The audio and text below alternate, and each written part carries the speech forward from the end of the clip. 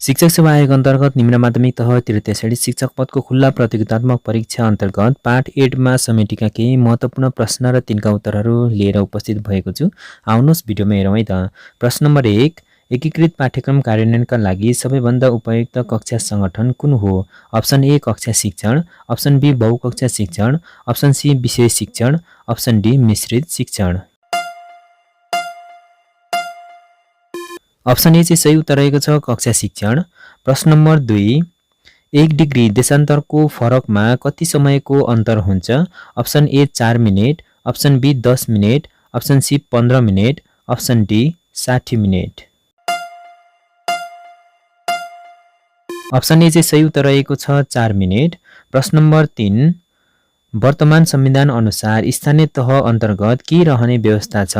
Option A गाउँपालिका र नगरपालिका, अप्सन बी गाउँपालिका र नगरपालिका र जिल्ला सभा, अप्सन सी गाउँपालिका नगरपालिका र जिल्ला सभा र विशेष संरक्षित, अप्सन डी गाउँपालिका नगरपालिका र जिल्ला समन्वय समिति।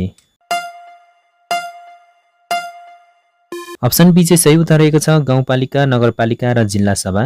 प्रश्न नम्बर 4, तलका मध्ये कुन चाहिँ निर्माणात्मक मूल्याङ्कनको विशेषता हो? अप्सन ए सिकाइको स्तर निर्धारण गर्नु, अप्सन बी औपचारिक मूल्याङ्कन प्रक्रियामा आधारित हुनु, अप्सन सी सिकाइमा सुधार गर्नु, अप्सन डी नतिजाको व्याख्या गर्नु। अप्सन सी चाहिँ सही उत्तर रहेको छ सिकाइमा सुधार गर्नु। प्रश्न नम्बर 5, अङ्ग्रेजी वर्णमालाको क्रम अनुसार दिएका शब्दहरूमध्ये कुन शब्द सुरुमा पर्छ? Option A wasps, option B west, option C war, option D watch. Option C चाहिँ सही उत्तर रहेको छ वार। यसलाई चाहिँ हामीले अल्फाबेटिकल अर्डर अनुसार हेर्नुपर्ने हुन्छ।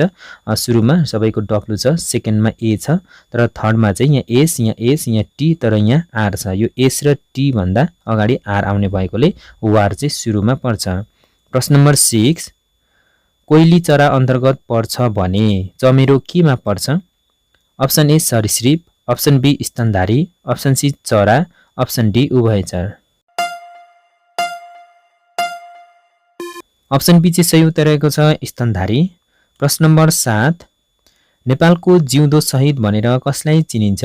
Option A Tankaprasad Acharya, option B Kalu Pande, option C Gangalal Shrestha, option D Bahadur Shamsher. Option A चाहिँ सही उत्तर रहेको छ टङ्कप्रसाद आचार्य। प्रश्न नम्बर 8, पाठ्यक्रमले निर्धारण गरेको उद्देश्य पूरा गर्ने क्रममा शिक्षकलाई आफ्नो शिक्षण सिकाइ क्रियाकलाप व्यवस्थित एवं प्रभावकारी बनाउन सबैभन्दा सहयोगी हुने सामग्री कुन हो? अप्सन ए शिक्षक निर्देशिका, अप्सन बी सन्दर्भ सामग्री, अप्सन सी पाठ्यक्रम, अप्सन डी पाठ्यपुस्तक।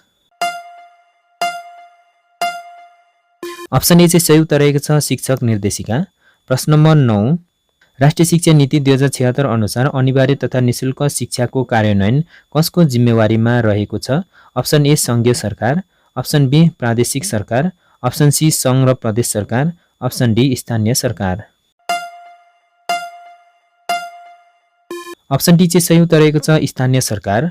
प्रश्न नम्बर 10, आदिवासी जनजाति र अल्पसङ्ख्यक भाषाभाषी समुदायका बालबालिकाले आफ्नो मातृभाषामा शिक्षा प्राप्त गर्नु उनीहरूको कस्तो अधिकार हो?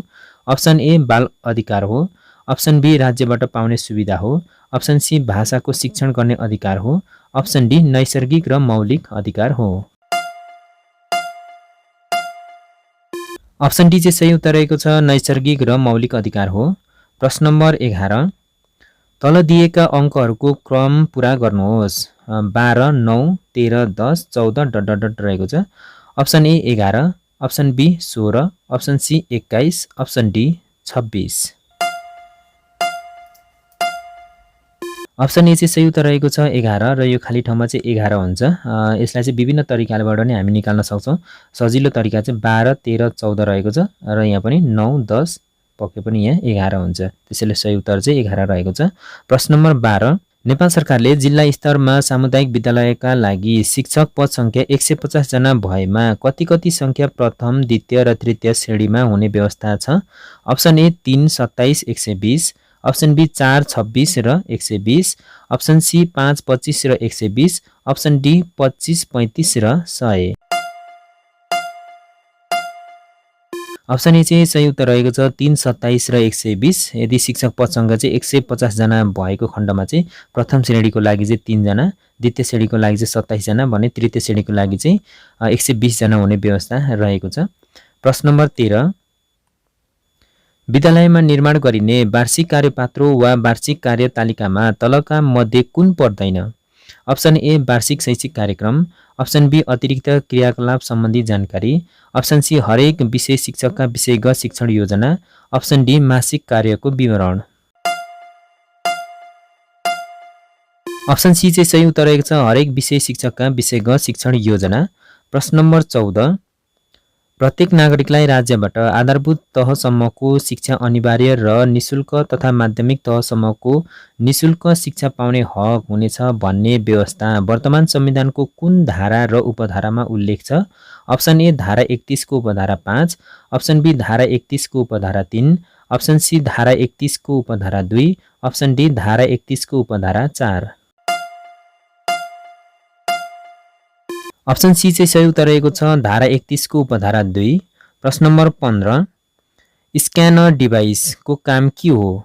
अप्सन ए सफ्ट कपीलाई हार्ड कपी बनाउने, अप्सन बी डाटालाई मात्र इनपुट गराउने, अप्सन सी हार्ड कपीलाई सफ्ट कपी बनाउने, अप्सन डी कुनै पनि होइन।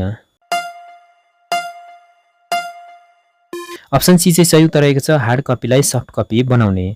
प्रश्न नम्बर 16, पाठ्यक्रमका सक्षमतालाई सिकाइ उपलब्धिका रूपमा कक्षा शिक्षणमा रूपान्तरण गर्न शिक्षकले कुन कुन पक्षको संयोजन गरी सिकाइ व्यवस्थापन गर्छन्?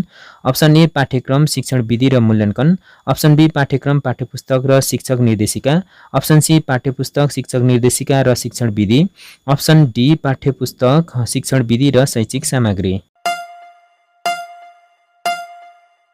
अप्सन बी चाहिँ सही उत्तर रहेको छ पाठ्यक्रम पाठ्यपुस्तक र शिक्षक निर्देशिका। प्रश्न नम्बर 17, इन्टरनेटको माध्यमबाट गाली बेइज्जती गर्ने, धम्काउने, फोहोर बोल्ने, अश्लील तस्बिर पठाउने, तनाव दिने, यौन टिप्पणी गर्ने आदि अपराधिक कार्यलाई के भनिन्छ? Option A cyber hacking, option B cyber bullying, option C गोपनीयता भङ्ग, अप्सन डी बैंकिङ कसुर। अप्सन बी चाहिँ सही उत्तर रहेको छ साइबर बुलिङ। प्रश्न नम्बर 18, सामान्य व्यावसायिक सिप सफ्ट स्किल अन्तर्गत नपर्ने तलका मध्ये कुन हो? अप्सन ए समय व्यवस्थापन गर्नु, अप्सन बी लिखित वा मौखिक सञ्चारको प्रयोग गर्नु, अप्सन सी सञ्जाल निर्माण गर्नु, अप्सन डी विद्युतीय भर्याङको प्रयोग गर्नु। अप्सन डी चाहिँ सही उत्तर रहेको छ विद्युतीय भर्याङको प्रयोग गर्नु। प्रश्न नम्बर 19, नेपालमा सर्वप्रथम हुलाक सेवाको सुरुवात कहिलेदेखि भएको थियो? Option A Vikram Samvat 1935, option B Vikram Samvat 1993, option C Vikram Samvat 1970, option D Vikram Samvat 1973। Option A चाहिँ सही उत्तर रहेको छ विक्रम सम्वत 1935। प्रश्न नम्बर 20 र आजको अन्तिम प्रश्न रहेको छ शनि ग्रहको सबैभन्दा ठूलो उपग्रह कुन हो? Option A Ganymede, option B Titan, option C Deimos, option D Triton. Option B चाहिँ सही उत्तर रहेको छ टाइटन। ओके, आजको भिडियोमा पनि यसरी 20 वटा प्रश्न र तिनका उत्तरहरू समेट्ने कोसिस गरेको छु। अवश्य पनि तपाईहरुलाई हेल्पफुल भयो होला भन्ने आशा लिँदै यस भिडियोबाट पनि बिदा हुन चाहन्छु। Thank you for watching my video.